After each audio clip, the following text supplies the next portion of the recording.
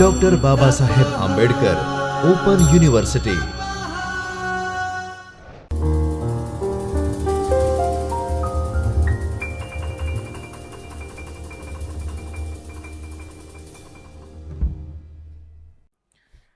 Good afternoon, all. Myself, Dr. Naishal Rawal, working as an assistant professor at GLS University, Ahmedabad. I would like to welcome you all at the Chaitanya Studio, Dr. Babasaheb Ambedkar Open University, Ahmedabad. In the last lecture, we had gone through the various concept of monopolistic competition. That includes the meaning and characteristics of market, along with the excess capacity in monopolistic competition, and we had also gone through the selling cost concept in the monopolistic competition, and after that we had discussed about the oligopoly market. That includes the features, developments, market characteristics, etc., along with the Kinky demand curve and the various theories related to the oligopoly market. Today we are going to discuss about the theories of profit, theories of rent, theories of interest, along with the market failure and the concept of consumer surplus and excess capacity in the various forms of market. That includes the externality concept as well. So finally, let's move with the unit 4. These are the topics which we are going to cover.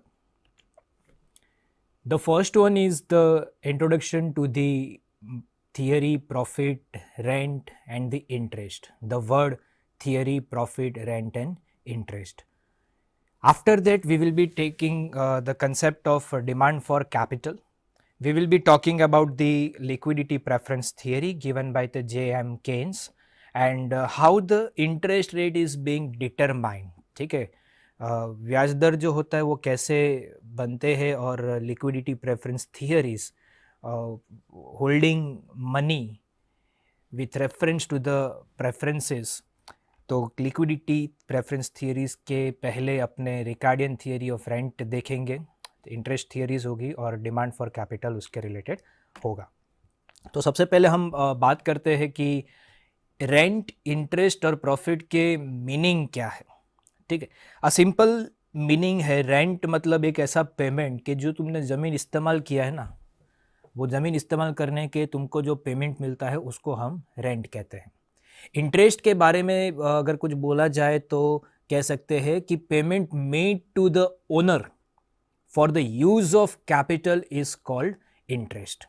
And the profit means entrepreneur ability की जो return होती है उसके ऊपर जो businessman होता है और वो जो प्रॉफिट अर्न करता है, जो रिटर्न मिलता है, जितना उसने इन्वेस्ट किया है, जितना उसने जहाँ कहीं से भी कैसे भी करके लोन लेकर आए हैं और उसमें से जो पैसे उसको जो एक्सेस मिलते हैं वो उसकी प्रॉफिट रहेगी. ठीक है. So however a minimum sum essential to retain the entrepreneur in a given line of the production can be termed as a normal profit. Profit can be abnormal as well. Profit can be normal and cannot be calculated in advance because in business there are lots of uncertainties, variables and unpredictable by different terms of nature. So it can be only measured if and when it is released. ठीक है. On paper profit नहीं होते. हाँ, उसको तुम implement करते हो, bank में तुम जमा करवाते हो तो वो प्रॉफिट दिखेगा, right. So before moving to the detail analysis we are just going through the Ricardian theory of rent. तो डेविड रिकार्डो नाम के अर्थशास्त्री ने एक थियरी बनाई थी, रेंट थियरी. वो क्या कहता है आइए देखते हैं. सो रिकार्डो के मुताबिक रेंट क्या है. ठीक है, it is the portion of produce earth in which paid to the landlord for the use of original and the indestructible powers of the soil. यहाँ पर एग्रीकल्चर सेक्टर का एग्जाम्पल लिया गया है. ठीक है, ये एग्रीकल्चर सेक्टर में लैंड अलग अलग प्रकार के प्रोडक्शंस बनाते हैं कभी. ठीक है, कभी कोई लैंड फर्टाइल होता है, कभी इनफर्टाइल लैंड होता है, right. If we take an example of our state, तो अपने ही राज्य में आपको एक एरिया में जाओगे तो अलग प्रकार की ज़मीन मिलेगी एग्रीकल्चर रेंट के लिए. ठीक है, दूसरे राज्य दूसरी कॉर्नर पर जाओगे तो हो सकता है शायद वहाँ एग्रीकल्चर लैंड हो ही नहीं, ठीक है, सिर्फ पूरा का पूरा डेजर्ट मिलता है आपको, ठीक है। तो land is different from place to place, और rent which is being paid to the landlord for the use of original soil और indestructible powers of the particular soil, उसको अपने रेंट कहते हैं as per the David Ricardo. Now Alfred Marshall ने भी एक definition दी है कि भाई उनके तौर तरीके से रेंट का मीनिंग क्या है। तो वो क्या कहते हैं कि भाई income derived from the ownership of land and other gift of nature is commonly known as rent. आपने एक ज़मीन खरीदी है और वो ज़मीन आपने किसी को भाड़े पर दिया है, फिर उसमें से जो बंदा जो कमा रहा है पैसा और वो आपको जो भाड़ा देता है वो एक प्रकार का रेंट हुआ। इकोनॉमिस्ट दो प्रकार के हैं, एक ट्रेडिशनल है और एक अपना मॉडर्न इकोनॉमिस्ट है, ठीक है। ट्रेडिशनल में आते हैं एडम स्मिथ है, रिकार्डो है, मार्शल है, ये सब। मॉडर्न इकोनॉमिस्ट लोग क्या कहते हैं, तो कि उनके मुताबिक रेंट मतलब surplus over the minimum supply price, जितना तुमने एक्सपेक्ट किया था और उससे तुमको अगर ज्यादा मिलता है that is called a rent. यहां अपॉर्चुनिटी कॉस्ट को भी शामिल किया गया है। अपॉर्चुनिटी कॉस्ट मतलब नेक्स्ट बेस्ट ऑल्टरनेट। लैंड लेकर रखा है लेकिन अगर उसमें कोई यूज नहीं किया है, लेकिन हाँ अगर तुम उसी लैंड के ऊपर एग्रीकल्चर प्रोडक्ट कर रहे हो, या तो किसी बिल्डिंग तुमने भाड़े पर चढ़ा दिया है या किसी कंपनी को तुमने उस बिल्डिंग को भाड़े पर दिया है, that is also the part of an opportunity cost, ठीक है। तो factors of production are being present over here. Now what are the factors of production, since there are 4 factors of production, land, labour, capital and entrepreneur, ठीक है। So what is rent? Rent is a surplus over the minimum supply price as per the modern economist. Now detail आगे जाने से पहले कुछ चीज़ें अपने दिमाग में रख सकते हैं कि लैंड के बारे में, कि fertility of the different pieces of land is different. जैसे भी मैंने पहले भी कहा कि भाई आप अगर नॉर्थ गुजरात में जाते हो तो आपको अलग ज़मीन मिलेगी, आप सौराष्ट्र साइड जाते हो तो आपको अलग प्रकार की थोड़ी बहुत ज़मीन मिलेगी, आप आनंद, बड़ौदा, सूरत साइड जाते तो शायद वहाँ पर आपको एग्रीकल्चर लैंड मिलेगा खेड़ा के आसपास में, ठीक है। But at the same time आप कच्छ की साइड जाते तो शायद वहाँ पर एग्रीकल्चर ना भी मिले, आपको वहाँ पर डेजर्ट देखने को मिलेगा, ठीक है। In this theory law of diminishing marginal return is being operated with reference to the agriculture sector और it applies to the land. Law of diminishing return हमने ऑलरेडी बहुत पहले के सेशंस में देखा हुआ था, ठीक है। And the rate of rent depend upon the fertility and the situations of land.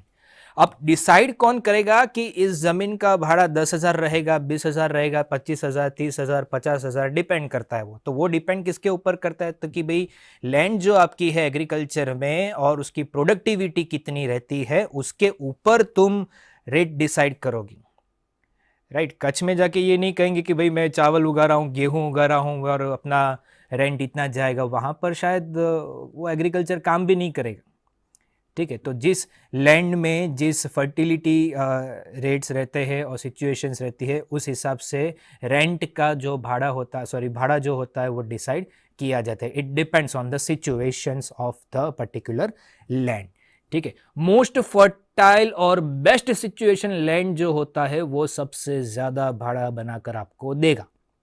यहाँ पर एग्रीकल्चर का मैं एग्जांपल लिया है, एक और एग्जांपल मैं आपको दूँ तो रियल एस्टेट का एग्जांपल आप ले सकते हो।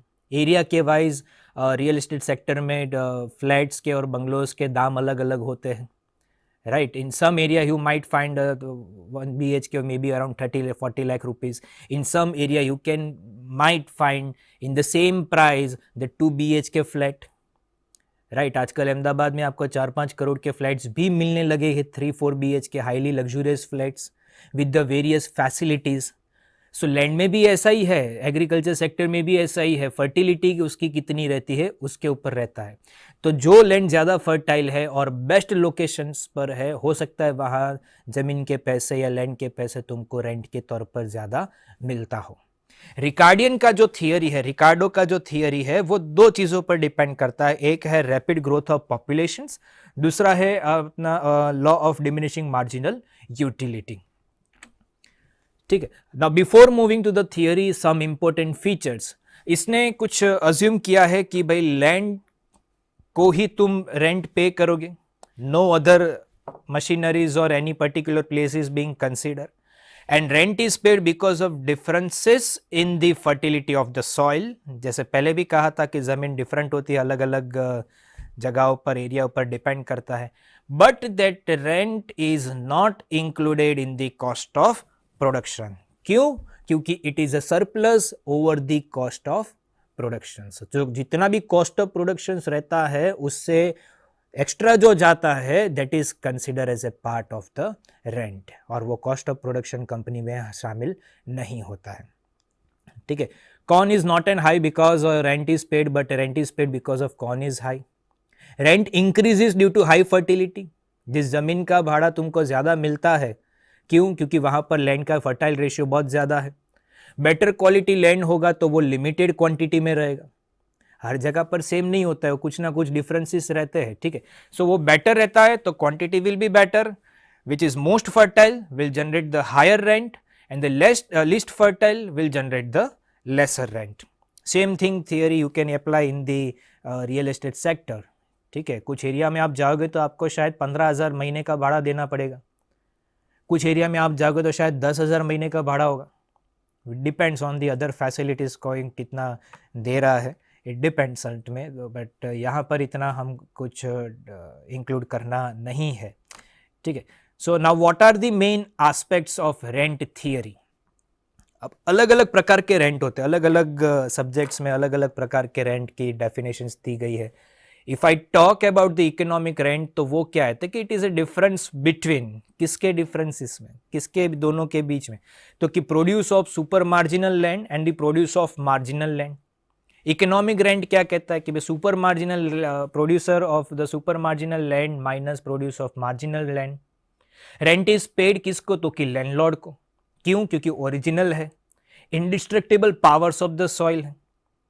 Right. Rent will increase due to increase in populations, and increasing population may leads to the increase in demand. Rent does not only arise due to fertility of land but also due to the situations of the land over there, and it is cultivated in order to fertile of land. It means that people cultivate that land first which is most fertile. तो जिस जगह से, जिस ज़मीन से तुमको ज़्यादा पैसा मिलता है, ज़्यादा प्रोडक्शंस मिलता है, लोग उसको पहले इस्तेमाल करेंगे. और इसी इस्तेमाल अगर ज़्यादा होगा, प्रोडक्शन ज़्यादा होगा, तो उसी ज़मीन के दाम भी ज़्यादा जाएगा. And then they go to the less cultivating और लेस फर्टाइल लैंड. उनको के पास अगर कोई ऑप्शन नहीं है तो ही जाके वो किसी और फर्टिलिटी लेस फर्टाइल वाली लैंड को वो आगे जा सकते हैं. ठीक है. पहले भी मैंने कहा था कि इकोनॉमिक में कोई भी थियरी जब पढ़ते हो तो वो सबसे पहले डिपेंड करता है एजम्पशंस के ऊपर. एजम्पशंस का एक बेस बना है और उसी एजम्पशंस कैसे शॉर्टकमिंग्स या तो लिमिटेशंस में शामिल होते हैं वो हम आने वाली स्लाइड्स में तो देखेंगे. बट कुछ एजम्पशंस यहाँ पर भी है. सबसे पहला है कि this theory is being applied only in the perfect competitive market. Market कितने प्रकार के होते हैं, कितनी कैटेगरीज होती है उसकी? 2 कैटेगरी, एक परफेक्ट और एक इम्परफेक्ट. ठीक है. इम्परफेक्ट में आ गए monopoly, oligopoly, monopolistic competition and duopoly. Perfect competition एक ऐसा मार्केट है कि जहां पर आपको large number of buyers and sellers मिलेगा. मोनोपोली में सिंगल होता है, ओलिगोपोली में फ्यू होता है, डुओपोली में सिर्फ 2 ही होता है. तो यहाँ पर हमने कौन सा मार्केट को अज्यूम किया? तो कि परफेक्ट कंपटीशन को अज्यूम किया है. ठीक है. It is differ in the fertility and more fertile land will cultivate first while less fertile land will cultivate later on, second part में. Third one, it is only being use for the agriculture purpose. हमने यहाँ पर real estate का example भी देखा था, लेकिन हम अपने वहाँ पर जो लैंड थियरीज के बारे में बात करते हैं, रेंट थियरीज के बारे में, तो वो सिर्फ और सिर्फ एग्रीकल्चर सेक्टर को ही ध्यान में रखता है, उसके बाद कोई अदर सेक्टर्स में आता नहीं है. And this theory is applicable only in the long run. Long run मतलब more than 5 years. There exists no rent for the least fertile land, and rent for the more fertile land is paid with reference to the marginal land. जितना इस्तेमाल किया है उस हिसाब से तुमको rent देना पड़ेगा. यहाँ पर अज्यूम किया जाता है कि लीस्ट और मोर फर्टाइल लैंड को बीच में कोई डिफरेंसेस रहता नहीं है.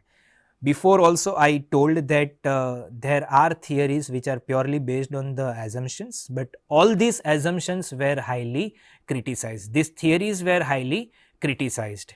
ठीक है, अब criticisms कहाँ पर हुआ? इकोनॉमिस्ट भी दो थॉट्स के रहते हैं, एक ट्रेडिशनल थॉट्स होता है और एक मॉडर्न थॉट्स होता है.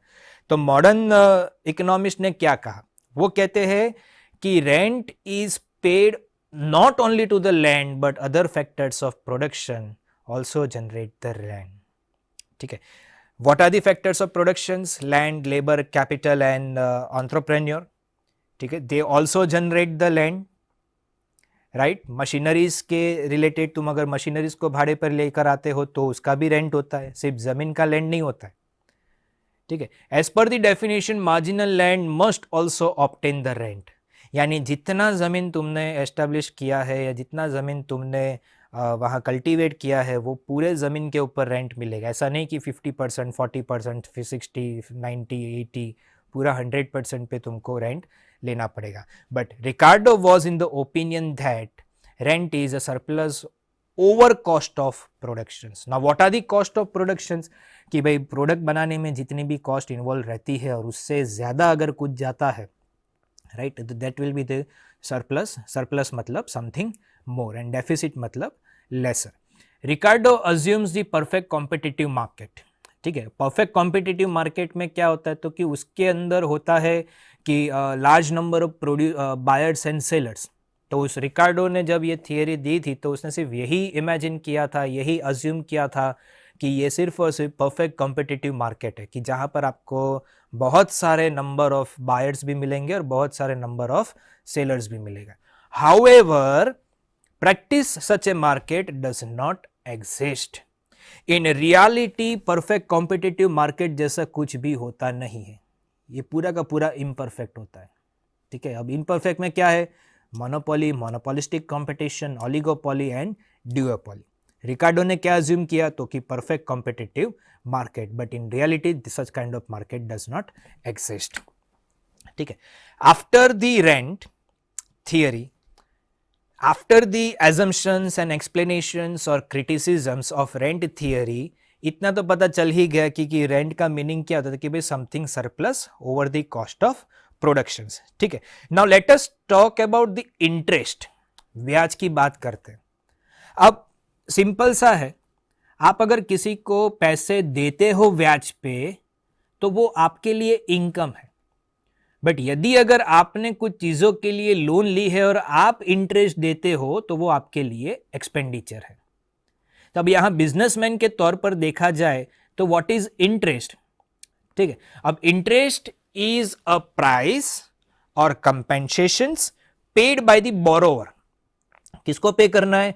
Lenders of the loanable fund. जिन्होंने तुमको फंड दिया है उसको तुम ब्याज पे 10%, 15%, 12%, जितना भी ब्याज डिसाइड किया हो उस हिसाब से जो पैसा तुम देते हो उसको हम इंटरेस्ट कहते हैं. And as a reward of to the capital as a factors of productions. This includes as a factor of production. तुम्हारा कैपिटल, तुमने लोन क्यों लिया है तो कि कैपिटल इंक्रीज करने के लिए. ठीक है, now what is capital? It's a part of the factor of productions. ठीक है, so interest as a return on capital invested, classical economist ने ये कहा था. What is interest according to the Adam Smith and the Ricardo? तो कि उन्होंने कहा कि return on the capital invested. ठीक है, तुमने 10,000 इन्वेस्ट किया हो तो 10,000 के ऊपर 10% भी मिलता है तो वो तुम्हारा इंटरेस्ट है, तुम्हारा प्रॉफिट भी है अगर इन्वेस्ट किया है तो. अगर बोरो किया है तो वो कंपेंसेशंस के तौर पर पैसे जाएगा. ठीक है, अब मॉडर्न इकोनॉमिस्ट क्या कहता है? Treat interest as a price of the borrowed money. Price paid for loan.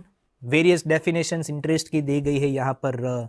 Classically में इकोनॉमिस्ट ने कहा है कि interest as a return on the capital invested, as well as modern economist says that the treat interest as the price of the borrowed money. अगर हम बेनहेम की बात करें तो उसने क्या बोला है कि भाई प्राइस पेड फॉर लोन.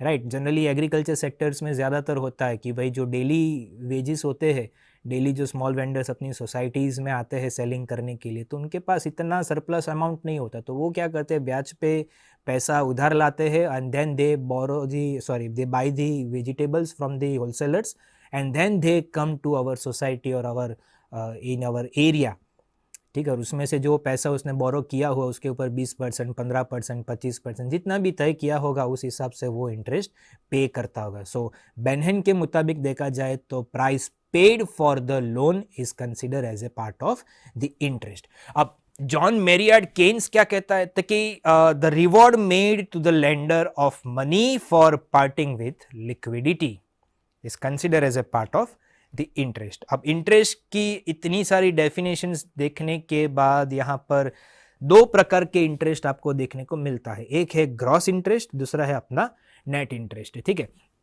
अब ग्रॉस इंटरेस्ट क्या है?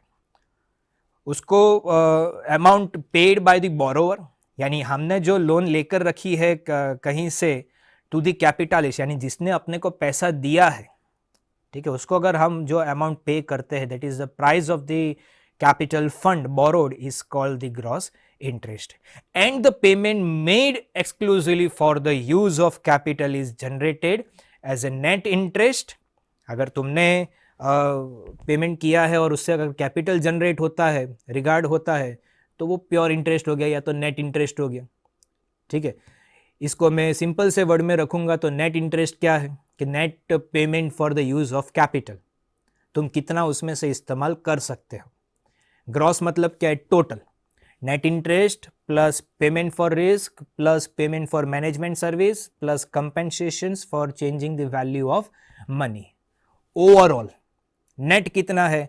तो कि भाई हमने पेमेंट जिसका किया, जिसका हम इस्तेमाल करते हैं. तो this are the two types of interest, gross and the net interest. Up till now we saw the definitions of the interest, कौन कौन सी डेफिनेशंस है, and that definitions were divided into 4 parts.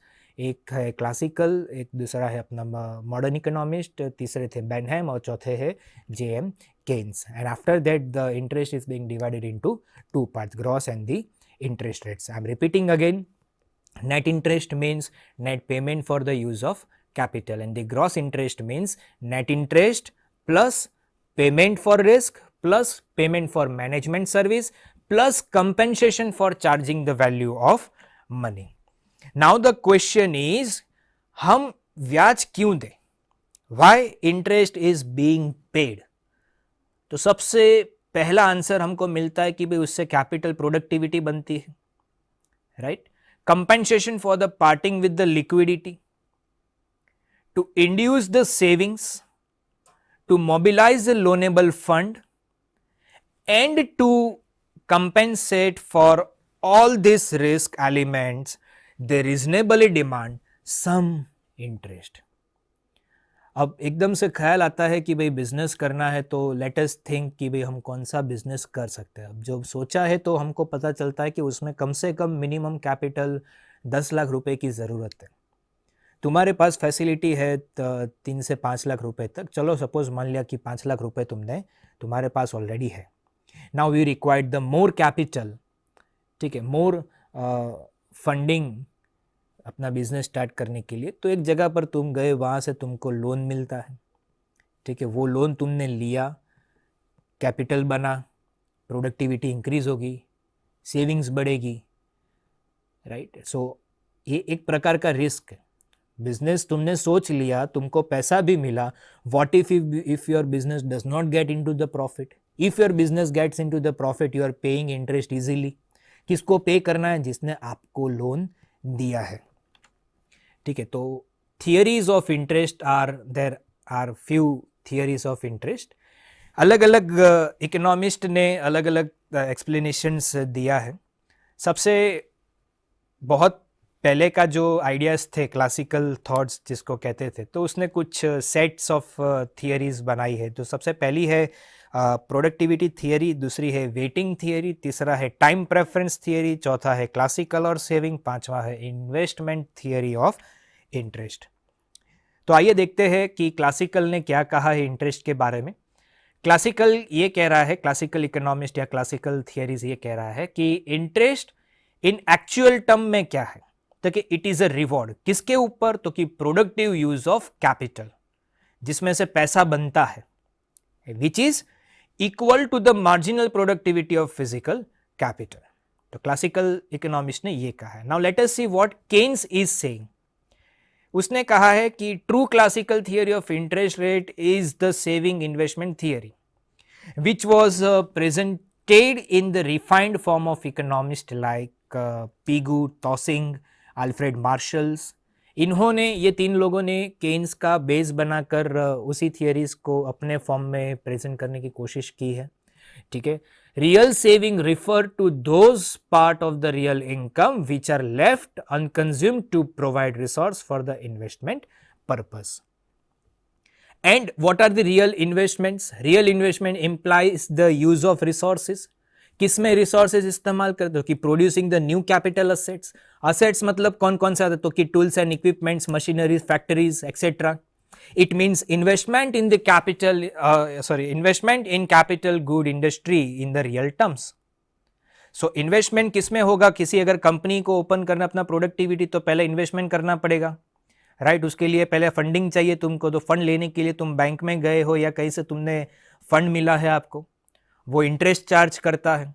तो उसका अलग अलग थियरी है. Classical ने अपने तरीके से बोला कि भाई productive use of capital. Keynes ने बोला कि interest rate by generated by the savings investments theory.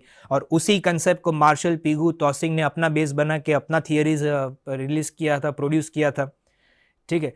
In actual term में क्या है कि real investment implies the use of resources. कौन से रिसोर्सेज? कि भाई नया असेट प्रोड्यूस करने में जो लगे हैं वो रिसोर्सेज. अब उससे क्या होगा तो कि it will increase the investments in the capital goods industries in actual और a real term. Now what are the demand supply for capital? Now who wish to invest in the business? Who invest in your business? तुम्हारा business start तो हो गया, किसी के साथ तुम partnerships करते हो या कोई तुम्हारे बिजनेस में इन्वेस्ट करता है, तो वो इन्वेस्ट कौन करता है ज़्यादातर? तो कि वो एंटरप्रेन्योर होता है. ही और she wish to invest in your capital by through the capital in your business.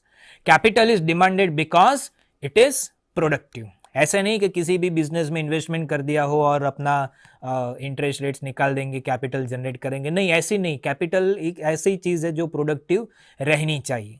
यहाँ पर मार्जिनल प्रोडक्टिव कर्व अप्लाई होता है and that marginal productive curve is always downward sloping. Interest rate will fall. That results into the entrepreneur tends to buy more. अगर home loan अभी अगर 10, 9, 20, 9, 50 के आसपास चलती है और अगर कल उठ के 6-50 होते हैं तो demand for the home loan is definitely going to be increases. पिछले कुछ महीनों से रेपो रेट बढ़ चुका है. इससे का कारण अपना 6-6.5% का जो होम लोन इंटरेस्ट रेट चलता था वो अभी 9.20, 9.50 के आसपास चलता है. लेकिन वापस से मान लो कि 9.50 से कम होकर 6.50 या 6.10, 6.20 पर आते भी है तो होम लोन की डिमांड बढ़ने लगेगी. ठीक है. So marginal productivity curve will be equals to rate of interest. Investment demand is regarded as an inverse functions of the rate of interest. Investments तभी ज़्यादा होगा जब रेट ऑफ इंटरेस्ट बढ़ेगा, कम होगा जब वो रेट ऑफ इंटरेस्ट कम होगा. ये था demand side for the capital. Now supply side की अगर हम बात करें, डिमांड तो चलो मिल गया, अब सप्लाई कितना जाता है. सप्लाई क्या है तो कि वो कैपिटल फॉर्मेशन का एक सोर्स है. कौन सा कैपिटल? तो कि availability of savings and capital in the economy. अब इसके अंदर भी क्लासिकल इकोनॉमिस्ट बिलीव करता है कि the rate of saving is a direct function of the rate of interest. That will be the upward slope. Demand में क्या था? Downward slope. सप्लाई में क्या था? Upward slope.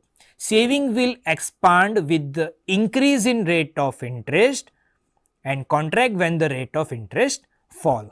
फिक्स डिपॉजिट्स पे अगर इंटरेस्ट रेट्स बढ़ाया जाता है तो शायद सेविंग्स बढ़ने लगेगी. But if the rate of interest is being decreased in the fixed deposit और the investments on the fixed deposits, then definitely it will results in the decrease in the rate of interest or for the fixed deposit. Now what is supply for capital?